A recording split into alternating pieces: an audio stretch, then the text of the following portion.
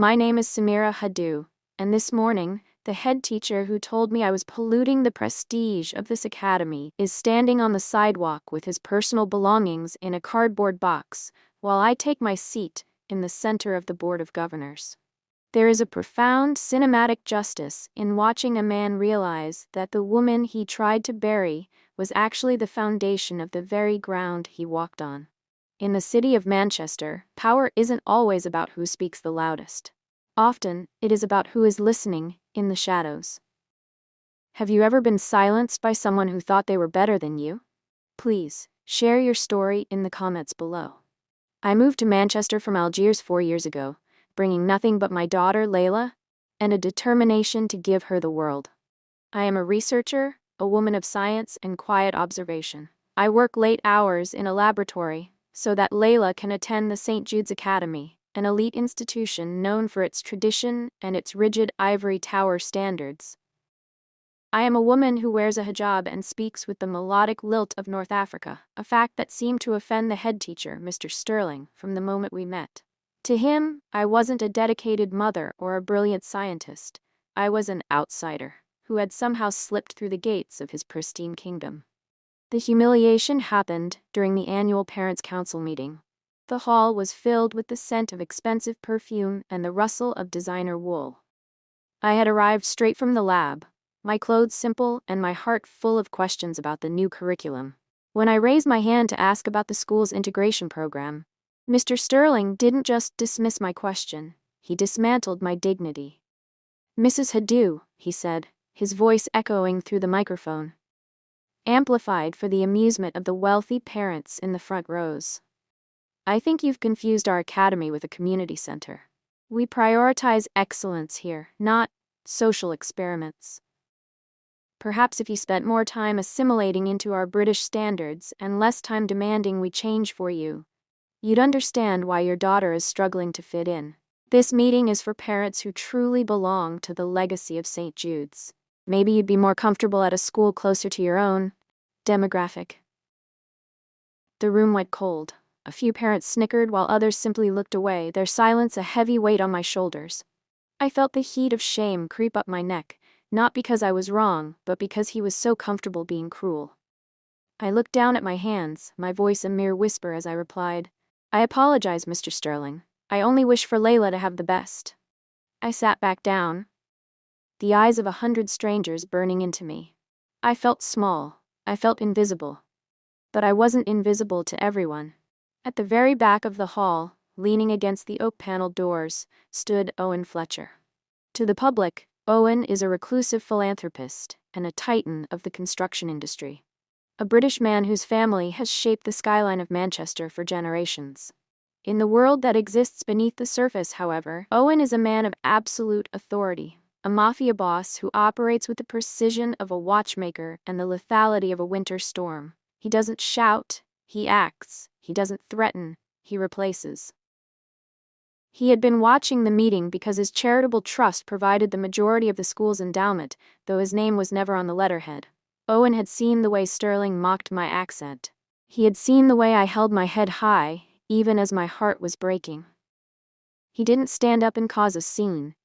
He simply took a small black notebook from his pocket, wrote down a single name, and walked out of the hall before the meeting even concluded. That night the rain lashed against the windows of my small apartment. I was tucking Layla into bed, trying to hide the sadness in my eyes, when there was a knock at the door. I opened it to find Owen Fletcher standing there, his charcoal overcoat dark with rain, his expression unreadable, but his eyes filled with a strange, respectful light. "Mrs. Haddou," he said, his British accent deep and resonant. "My name is Owen Fletcher. I was at the meeting today. I wanted to tell you that the man who spoke to you is a ghost. He just doesn't know it yet." "I don't understand," I whispered, holding the door tight. "You don't need to understand the mechanics of it," Owen replied, stepping slightly closer, his presence acting as a shield against the cold night air. "You only need to know that at St. Jude's, merit is valued, and a mother who works as hard as you do for her child is the highest form of merit I know. Sleep well, Samira. Tomorrow, the air will be clearer." While I slept, the foundations of Mr. Sterling's world were dismantled. Owen didn't use violence, he used the weight of his influence. He called the Board of Governors, men and women who owed their positions, their mortgages, and their reputations to the Fletcher family. He presented a dossier of Sterling's discretions, the misappropriated funds, the history of biased grading, and the complaints from other minority families that had been buried for years. By 3 a.m., the decision was unanimous. By 6 a.m., the locks on the head teacher's office were changed. The next morning, I arrived at the school to drop Layla off, expecting more cold stares. Instead, I was met at the gate by the chair of the board and a woman I had never seen before. Don't forget to subscribe to this channel for more revenge and love stories. Turn on the bell notification to stay updated. The newly appointed interim headmistress. Mrs. Haddou, the chair said, bowing his head slightly in a gesture of profound respect. We owe you a sincere and humble apology. The behavior of our former head teacher was abhorrent and in no way reflects the values of this academy. Mr. Sterling has been dismissed, effective immediately. We would be honored if you would join us for a private meeting this afternoon to discuss how we can better support Layla and the other students. I stood there, stunned. Across the courtyard, I saw a black sedan parked near the exit. The window rolled down just an inch, and I caught the briefest glimpse of Owen Fletcher's gray eyes. He didn't wave. He didn't smile. He simply nodded once, a silent acknowledgement of the justice we had achieved, before the car pulled away and vanished into the Manchester fog. The transition was swift and absolute. The atmosphere of the school changed overnight. The elitism that had felt like a suffocating blanket was lifted, replaced by a genuine sense of community. But the true moment of victory came a week later, at the follow-up Parents' Council meeting. The hall was the same, the scent of expensive perfume was the same, but the energy was entirely different.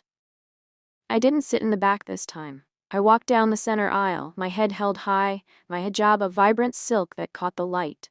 I sat in the very front row, directly across from the podium where the new leadership sat. The new headmistress opened the meeting by acknowledging the unfortunate incidents of the past and introducing a new oversight committee.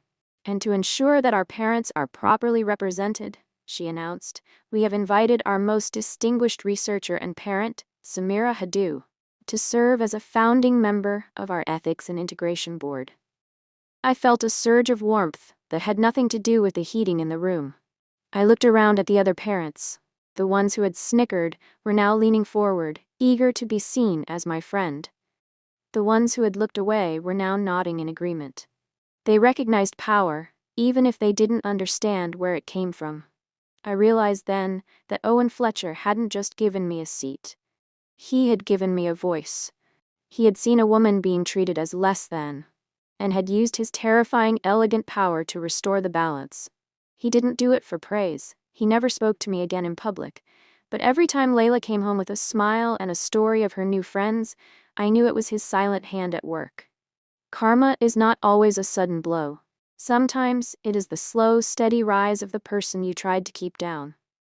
Mr. Sterling had thought he was protecting a legacy, but he was actually just protecting his own smallness. Now, he was a footnote in the school's history, while I was helping to write its future. I remember walking out of that meeting into the crisp Manchester air. The city felt different to me now. It didn't feel like a place I was trying to break into. It felt like a place I owned. I am Samira Haddou. I am an Algerian, a scientist, a mother, and a woman who knows that true elegance is found in the way we protect those who cannot protect themselves. My daughter is thriving. She moves through the halls of St. Jude's with a confidence that brings tears to my eyes. She doesn't know about the mafia boss in the black sedan.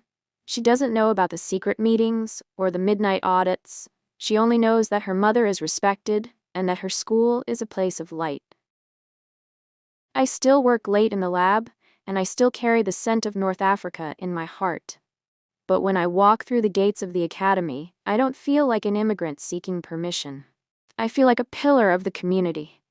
I have learned that when injustice meets the kind of power that Owen Fletcher wields, the result is a poetic, cinematic restoration of the soul. The world is full of men like Sterling, men who think that a title gives them the right to be cruel. But the world is also full of men like Owen, and women like me, who know that the true measure of a person is not their accent or their origin, but the strength of their character. As I sit in the front row of the board meetings now, I don't look for Owen in the back of the room. I don't need to. I know he's there, a silent guardian of the justice we built together. I sign the new policies, I advocate for the children who are overlooked, and I lead with a grace that can never be taught in a textbook. My victory wasn't just for me, it was for every mother who has been told she doesn't belong. It was for every child who has been made to feel like a liability. We are the new legacy of St. Jude's. We are the face of Manchester, and we are exactly where we are meant to be. The fog has lifted, and the view from the front row is beautiful. I am home. I am powerful, and I am finally, truly heard. The story of Samira Haddou is no longer a story of struggle, it is a story of triumph, written in the ink of karma, and protected by the shadow of a man who knew that some things are worth more than gold. I look at Layla as she runs toward me after school, her laughter a bright, clear bell in the afternoon air. I pick her up and hold her close, knowing that she will grow up in a world that respects her. And as we walk toward our car, I feel a sense of peace so profound it feels like a prayer. The balance has been restored, the justice is complete, and the future is ours to define. Thanks for watching. Don't forget to subscribe to this channel for more mafia love and justice stories. Where are you watching from? Drop your country in the comments, I'd love to hear your thoughts. Don't forget to subscribe to this channel for more revenge and love stories. Turn on the bell notification to stay updated.